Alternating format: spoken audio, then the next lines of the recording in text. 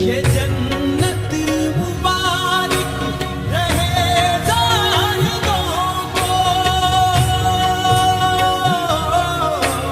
ये जन्नत मुबारक रहे जाहिदों को। वालेकुम यूट्यूबर करालन खुश खैर। तो आज मैं व्लॉग बनाऊंगा हमारी सिंध के बारे में, जो हमारा फसल है और हमारी सिंध की जो खूबसूरती है वो सब आपको दिखाऊंगा। और आप देखना, पूरा वीडियो देखना, जो हम आपको जो शेयर करेंगे वीडियो में वो सब आप देखना। हम जो हमारे फसल के खूबसूरत नज़ारे हैं वो आपको दिखाएंगे।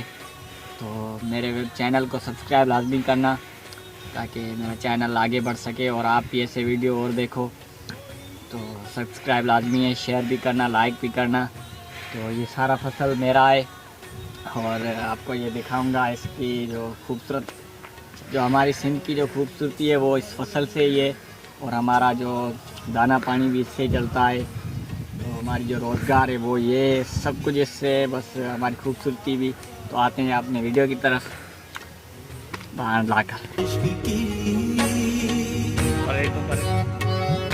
हरी बाज में राज की बात कह दी,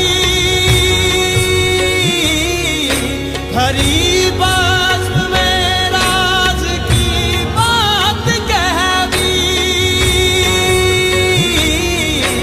बड़ा बेअदब हूँ, सजा चाहता हूँ, मेरी सादगी देख क्या चाहता हूँ। तेरे